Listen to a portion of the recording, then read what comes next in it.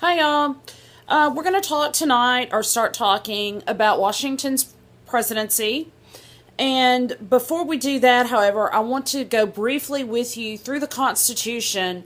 You've got to have some sort of basis for what was included so that as we're going and talking about different events that occur through our history, you have some basic foundation and understanding of the government that was created by the Constitutional Convention. When Washington is elected in 1789 by the Electoral College, he's the only president, of course, unanimously elected. We elect the president, or the Electoral College elects the president, and the first Congress is elected as well. If you go to page, in the appendix, A44, I think, I'm not right, A34, sorry, you have a copy of the Constitution. It continues on to page, the 27th Amendment ends on page A50. So, yes, it may seem extensive to you, but it's really pretty concise when you consider the scope of what the federal government does nowadays. Starting on page A34, you see the preamble, of course, and then Article 1 deals with the legislative branch. And if you just look at the length of the articles, Article 1 is by far the longest article, which gives us a clue that the Founding Fathers intended the legislative branch to be the most powerful of the three branches. You see that we create the two houses, as we talked about, the House of Representatives and the Senate. You also see in your text, in blue, some modern day interpretations or explanations for terms used in the document. And then you also see in italics pieces of the original Constitution that have been omitted or changed by amendments over the years.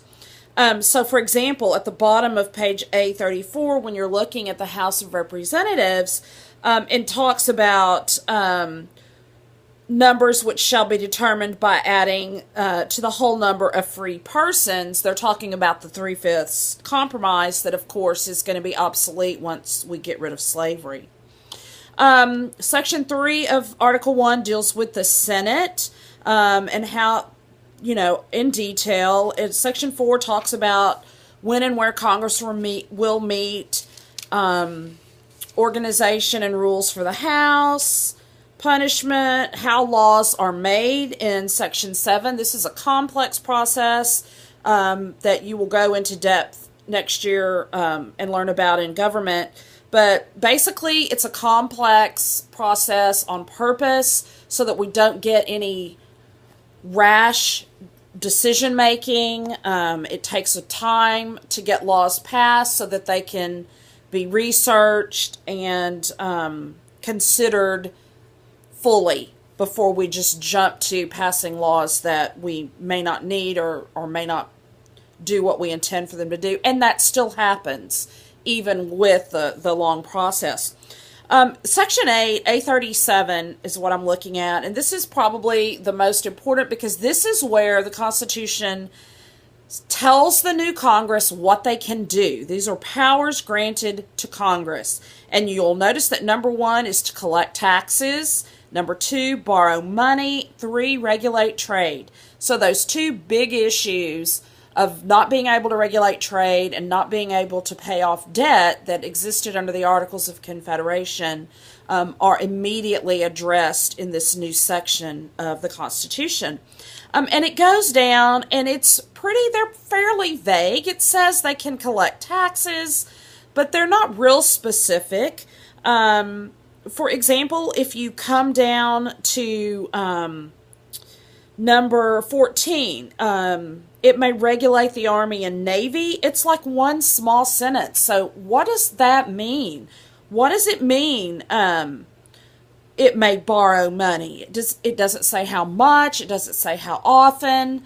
No, there aren't very many specific details in these powers. They're very broad. So I want you to turn the page, look at page A38, because we want to look at Clause 18. This is the necessary and proper clause, or the elastic clause sometimes, because it's the piece of the Constitution that lets Congress take something like regulate an army that was written in 1787 and create a Department of the Air Force in 1947. It allows Congress to stretch its powers, to cover things even though they may not be specifically mentioned. Obviously, they could not mention every single thing Congress would need to be able to do for the next however many years this country lasts. So the necessary and proper clause gives Congress its implied powers. And it just says they can make any law that is necessary and proper for carrying out the aforementioned powers. So when it says power to tax, Congress has run with that. We have all sorts of different ways that we tax ourselves and goods coming in from foreign countries, for example. But this is going to be an important piece of the Constitution and how we interpret it once the government gets up and running. If you look at Section 9, it specifically addresses things Congress cannot do. Section 10, things that the states cannot do. And then Article 2 deals with the executive branch and talks about how the president is elected, etc. Presidential powers, other powers, impeachment if necessary. Article 3 deals with the judicial department. The only federal court created in the Constitution is the Supreme Court. And we'll talk about the first law Congress passes deals with creating lower federal courts. It talks about what kinds of cases they can hear. Turn the page, it goes to defines treason. Article 4 deals with the relationship the states have between each other. Once again, we have a very unique system of government because we've got the country's government, and that's what most countries have, is just that one government. For example, if you addressed a letter to Paris, France, it would go to Paris, France. But here it goes to Houston, Texas, which is in the country of the United States. So we have that extra step in there. And that step is there to help protect our rights, our liberties. It may not function, it doesn't function the same way that it did, of course, when the Constitution was written. If you look at, it talks about continuing how new states will be added. A unique feature is that new states are added on equal footing with existing states.